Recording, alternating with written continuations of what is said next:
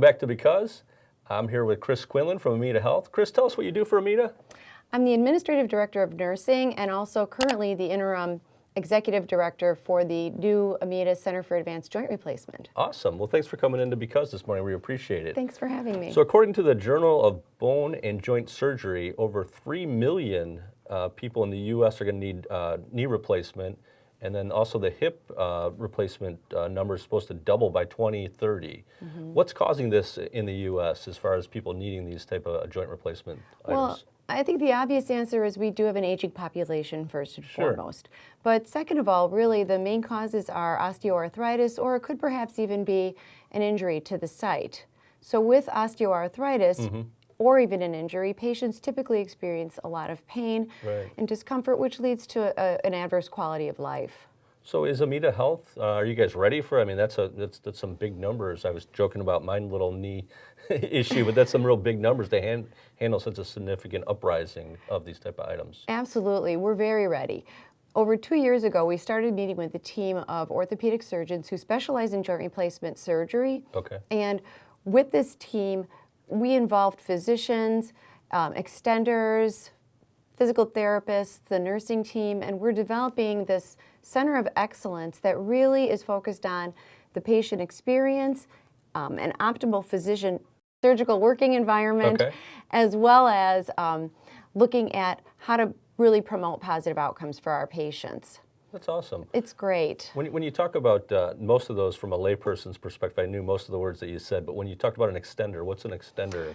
Like a PA from a physician's office or a nurse practitioner. Great, great.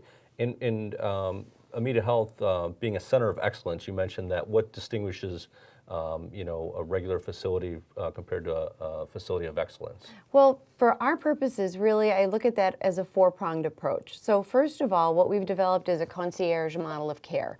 What that means is that the patient is guided through their journey from the point that they make that decision to have their hip or knee replaced, or all the way through the recovery phase into the outpatient setting. At our particular center, we do total hip, total knee, and total shoulder replacement surgery. And with this concierge approach, it really allows us to work with the provider to map out what they want for their particular patient while still standardizing our care. We have a nurse navigator who meets with the patient and discusses what the patient can expect so that we can fully optimize the patient before surgery. And that's basically your medical clearance, cardiology clearance, perhaps labs, and even diagnostic testing depending on the type of procedure.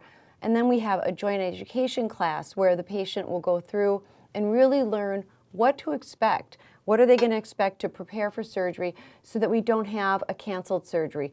The next step would be what to expect in the hospital, because being in the hospital having surgery can be a scary thing for our patients. And then lastly, how to really be successful and all those tips and tricks to make that continuum of care through the next 90 days seamless. Right, that sounds great. And really the concierge approach, I think, in kind of walking people through, because now more than ever, you know, medicine becomes customer service driven. And I think the other point I like that you mentioned, Chris, is the coordination between the provider, option-wise, and almost creating like a flow chart or a work plan for your customers. In doing so, customers have different options and different thought processes. And what does the concierge take care of most of that, or does you mentioned a nurse strategist, or? It's our nurse navigator, and the nurse navigator really works to help partner with our physicians. And the physicians are the ones that the drivers of what the patient's going to have. So for example, the next leg of what makes us a really special joint replacement center of excellence is that we have advanced technology in our center. So what does that mean? Our surgeons really were the drivers of designing the ORs. So our ORs are state-of-the-art technology. They looked at every last detail to make sure that it was a safe and effective as well as efficient environment, because they want to shorten the time that a patient is in the operating room, because the less time that they're in there while still being effective, the patient has more time outside in the recovery area. The other piece of that is we also just recently purchased an exciting new robotic arm-assisted surgery device called the Mako.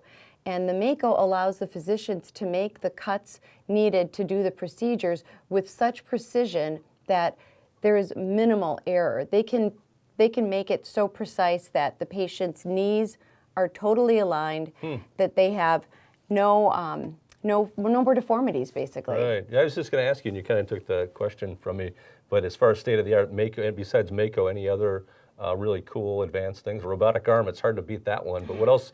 I like how, I mean, integrating the doctors in the process and the creation of the facility it sounds like a great idea. Anything else that they came up with that's the latest, greatest? I think the keys were really basically looking at, you know, what are we going to use in that OR, from the equipment to the monitors. Sure. You know, we have all the tables that they need to do the surgery. There's not a whole lot from that perspective. The one thing that I know our surgeons did do so that they would have some standardization across the board is really look at the instrument trays that they're using so that the trays have the correct amount of equipment and tools without being overboard, because when your instrument tables are cluttered and you've got excess things, it's going to slow you down. Right, makes sense. Well, Chris, I really appreciate you coming in this morning. As far as people learning more or scheduling an appointment, how do they go about doing that? Basically, they're going to call 1-800, I messed up. It's 1-855-MY-AMITA. Okay, well, that's easy. MY-AMITA, 855 MY-AMITA. And then website-wise, where they can go for more information? It would be the Amita Health Orthopedics Institute.com. Okay, well, great. Anything else you want to add as we conclude here?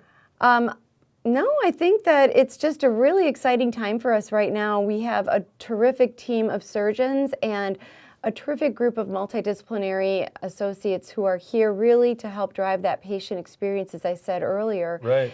We do have locations in Hoffman Estates and LaGrange. Okay. And I think that the key that we really want people to take away from this is that you can have excellent care close to home, right here in your backyard. Yeah, and that's the cool part for me, hearing about this, is as a community member to know that you guys knew about a need and then now meeting the need through the, the transition of bringing the doctors in and creating the plan for people. It sounds like a great thing Amita's done. So thanks again for coming in. We appreciate it. Absolutely. Thank you so much. We'll be right back after these messages.